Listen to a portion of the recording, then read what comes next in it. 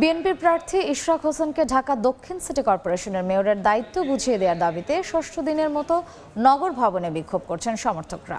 এই মুহূর্তে সেখানে আছেন সহকর্মী আয়েশা সিদ্দিক সামিয়া। সরাসরি যাচ্ছি তার কাছে। পূর্ব ঘোষণা অনুযায়ী আজও কিন্তু চলছে ঢাকা দক্ষিণ সিটি কর্পোরেশনের যে নগর ভবনের সামনে গণ অবস্থান কর্মসূচি। আমরা কয়েকদিন ধরে কিন্তু দেখে আসছি যে ইঞ্জিনিয়ার ইশরাক হোসেনের যে মেয়র পদে যাতে তাকে শপথ গ্রহণের মাধ্যমে দায়িত্ব বুঝিয়ে দেওয়া হয় তার জন্য কিন্তু তারা দাবি জানিয়ে আসছিল এবং আজও কিন্তু সেই কর্মসূচির অংশ হিসাবে চলছে এই গণ অবস্থান কর্মসূচি। আমরা দেখেছি বেলা 10টায় এই অবস্থান কর্মসূচি শুরু হওয়ার কথা এবং সেই অনুযায়ী কিন্তু বিভিন্ন স্থান থেকে নেতাকর্মীরা এখানে জড়ো হচ্ছেন। এখনই কিন্তু আসলে এখান থেকে আসলে মানুষ এখানে জড়ো হচ্ছে, নেতাকর্মীরা বিভিন্ন স্থান থেকে আসছেন। শুধু নেতাকর্মীরাই নয়, ঢাকা দক্ষিণের যে নগরবাসী আছে তারাও কিন্তু এখানে মেয়রের যাতে তাকে দায়িত্ব বুঝিয়ে দেওয়া হয় সেজন্য কিন্তু এখানে আছেন।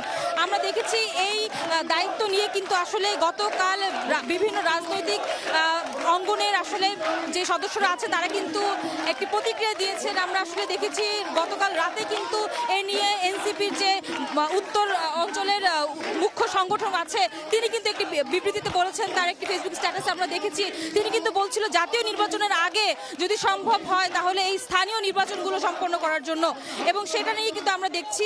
এছাড়া ইশরাক হোসেনও কিন্তু আসলে বলছেন যে তিনি কিন্তু গত 2-3 দিন আগে কিন্তু আসলে একটি আবেদন দিয়েছিল সরকারের কাছে যে শপথ গ্রহণের মাধ্যমে তিনি এই মেয়র পদে দায়িত্ব গ্রহণ করতে চান, কিন্তু এখন পর্যন্ত আসলে সরকারিভাবে কোনো বিবৃতি কিংবা কোনো কিছু তথ্য কিন্তু জানানো হয়নি। পাশাপাশি জানিয়ে রাখি আমরা কিন্তু আসলে দেখছি যে এখনো কিন্তু উত্তাল আসলে এই অঞ্চলটুকু।